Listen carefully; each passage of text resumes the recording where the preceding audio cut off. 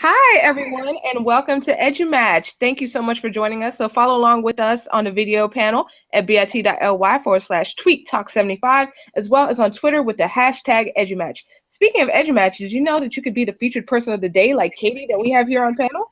So yes, go Katie.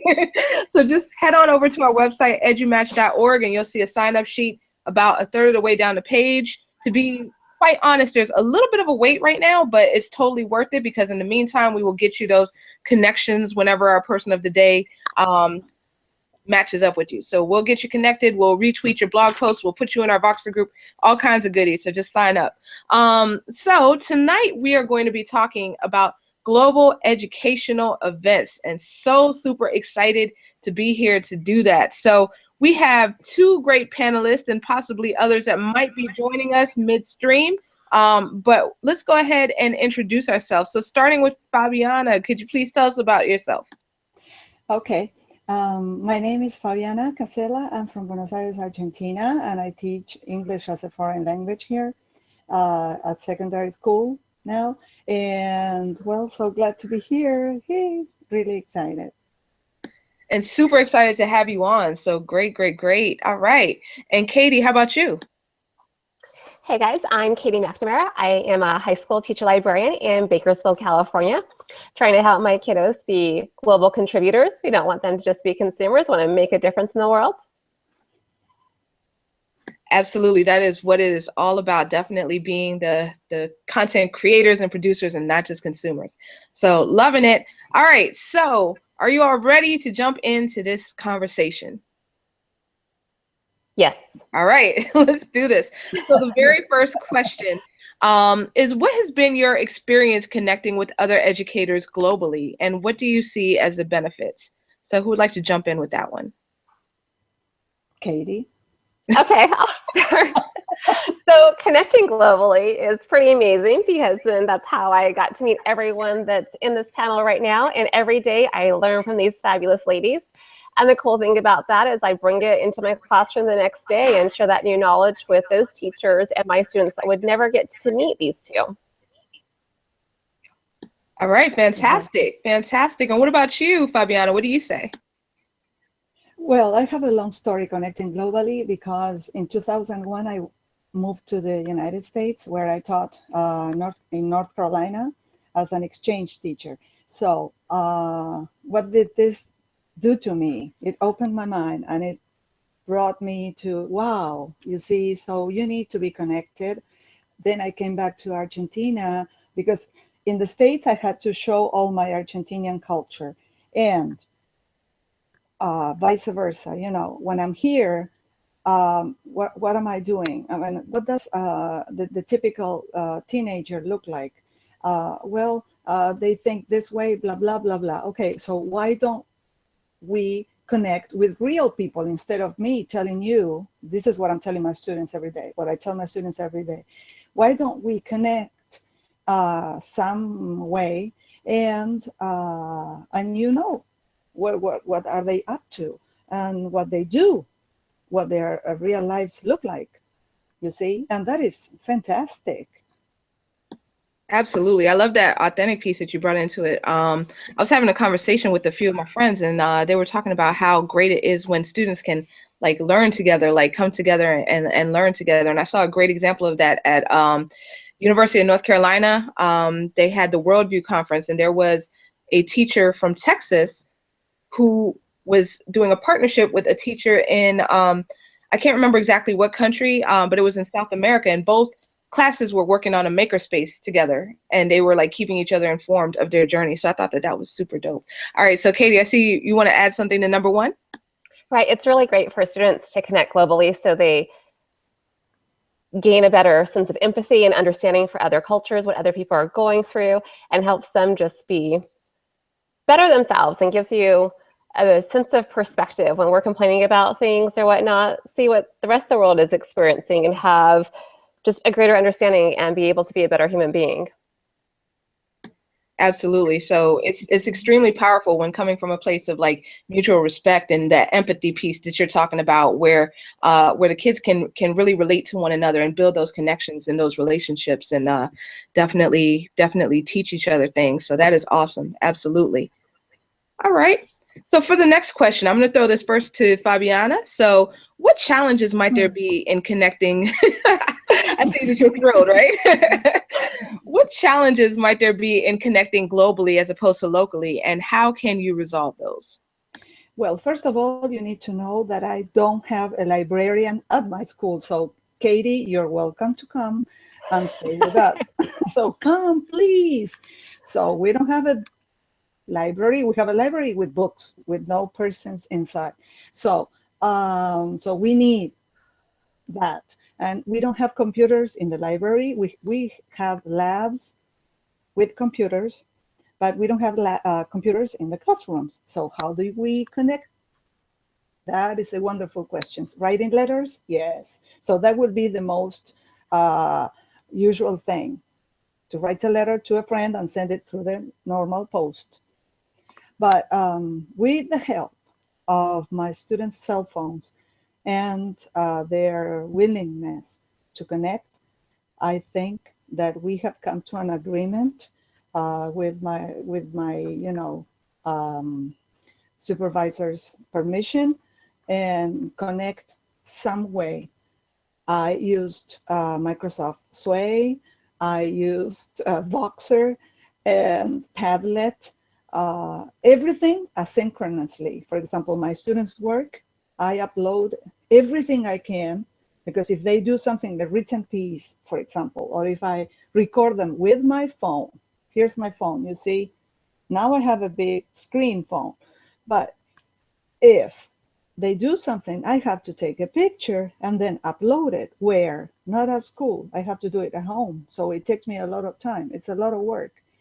And this is what I miss being in the States, because I have all my, my own computer and my classroom and everything. And here I go from class to class. Well, this is where I'm from and this is where I live. So I need to, of course, it's not the reality of most of the schools. There are other schools that are better equipped, but this one is a good one, but we don't have computers in the classroom. So this is the way that I found to do, or that I thought there could be an opportunity to make my students go, outside the global, the walls of the classroom. These children are very lucky because they travel every year to different countries. But anyway, they love to connect on Instagram. After we connect on Padlet or whatever tool I use about anything they want to talk about, they keep on, they exchange their addresses, they're not emails. Emails are, no, that's old story. And Instagram and Snapchat mainly. So I hope you understood what I said. Yes, absolutely. Great stuff. And I see on Twitter that some people are seconding what you're saying in terms of like the access and the devices available to students. But those are great ways to circumvent them. All right, Katie, how about you? So challenges are interesting when you're connecting in your own time zones. It's pretty easy. I was trying to connect with a school in France using Buncee Buddies, which is a great way to connect with a whole other country, but we were really set on wanting to do live interaction. Well, there's a huge time zone difference there. So it wound up being impossible. So when you're wanting to do these great things with other countries, it's really cool. I can connect with France. I'm doing stuff with Germany too, but we have to be okay with the old school pen pal idea. If it is a video, maybe it's a video that gets saved and they get to open it later. You're not going to be able to have that live interaction when you're dealing with students in bedtimes. Mm-hmm. That is true. Yes. When you get into those time zone differentials, then a lot of times it's confusing, especially if you're based in the United States when we observe daylight savings time and some countries don't. So I know that we've had that happen with sometimes when we've had international guests, and they thought that they were 5 hours ahead, but with daylight savings time they were 6 hours ahead. So yeah, absolutely. So that can definitely pose a challenge. All right. So so let's talk about different opportunities and events. Could be events, could be ongoing things. So what are some opportunities for educators to connect themselves or their classrooms globally? So Katie, I'm going to start with you on that one. Okay, so like I mentioned, Bensi Buddies, that's a really great opportunity to connect. If you're not involved in Bensi, super easy to get connected. Everyone there will help you learn the platform and hook you up with other exciting teachers and their students. Upcoming, oh, help me on the date. I have February 24th in my head. Is that it? Okay. EdChange Global Classrooms is coming up, which is the entire world connecting for your students. So no need for a sub day, and oh, it's free. I love that part too. So awesome stuff shared all day long to learn and connect there. And I'm really looking forward to that. I know I'm going to make relationships with people that I'm going to want to continue conversations with long after February is over. Absolutely. Absolutely. That's a great event. And I'm sorry, I did not mean to cut you off, but I was just saying that I will verify that date for you. So I'm pulling it up right now on my screen, and it is February 28th. So I'm going to go ahead and tweet that link out. All right. So great. Thank you, Katie. Awesome events. And what about you, Fabiana? Well, of course, I connected with you through EdCamp Global, but first because of the 30 Go Challenge when we had the web conference, and EdCamp Global last year in January. I even included my daughter, who is now 9 and speaks English. So, there are possibilities, and the free issue is something that Katie mentioned before, and I said, and I liked it. Because there is big difference in time zone and also in money. So for us, it's wonderful. So it just depends on you if you want to connect or not. February 21st, no, 28th, I'm not going to be in EdCamp Global because I'm going to be out flying. And then February the 7th, comes Bensi, there is a kind of a festival, and they are going to be live from an elementary school. It's wonderful, which is wonderful. So there are opportunities. Absolutely. And I know that Katie wants to piggyback off that. Right, so she just reminded me the only way I started this whole global thing was in fact through EdChange Global last year. Oh, amazing event. It was my birthday, guys, and I stayed with it the whole time. That's how amazing it was. Got to meet fabulous people from Germany that do co-spaces and continuing that conversation and finding that time zone thing there because we're trying to get some verbal interaction live stuff, but that was really exciting. And so the next EdChange Global, it's not on my birthday this year, but close enough. Still July 28th and 29th. So that's coming up, another great opportunity. And what I love about these opportunities to connect globally is there's this free element. Like all these educators get together, and it's not about me being so great and awesome and all of that. It's about coming together and sharing. So the free element of that just really blows my mind that these are caring people that just want to help you out. So much so you can throw a question, like I was stuck and I threw a question out, and within an hour I have several people giving me answers. That's the power of being a connected educator. Absolutely, that is powerful. There's so many global events, so so you all listed quite a few that are great to check out. I see Katie in the chat. You put the next EdCamp Voice on Voxer, which will be, oh goodness, see, I'm about to draw a blank. That's why I didn't start it. Right, exactly. But July 7th coming up. So 7/7/17. So that's how I'm gonna remember it. 7/7/17. So there are so many. I know that both of you talked about EdChange Global and EdChange Global Classrooms, which is coming up. And really, I mean, we don't even have to wait for these events to come around. We can just do it sporadically.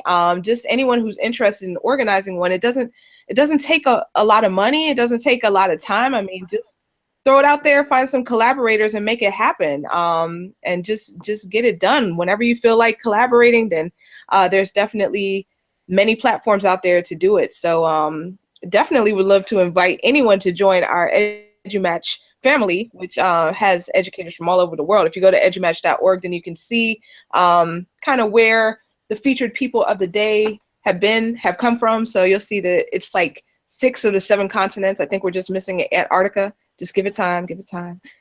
But definitely those conversations go on all the time. And it's just so great to hear how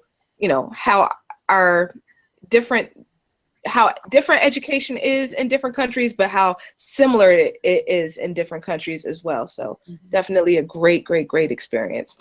All right, well, I wanted to thank our 2 awesome panelists, Katie, Fabiana. Thank you so much for joining us tonight.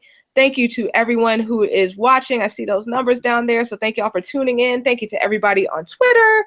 And also wanted to let you know that the Twitter chat will be archived and put back out on Twitter in about maybe 10 minutes or so. And this video will be stripped and the audio will be put on iTunes. So next week we are going to have an episode about Instagram in education. Still currently at this time looking for a moderator. So if anybody wants to moderate that, just tweet at edu_match and we can set that up, make it happen. But if you want to sign up, you can just go to tinyurl.com/edumatch sign up. Also wanted to let you guys know that breaking news, hot off the press. If you're going to be at ISTE, then we are going to be bringing back our 3rd annual EduMatch meetup. So that's going to be at Spaghetti Warehouse on June 25th from 12 to 3. So hope to see y'all there. And yeah, that's a lot of announcements for today. So, but definitely come back next week, same bad time, same bad channel. If you want to subscribe, then bit.ly/EduMatch podcast. So everyone have a wonderful week.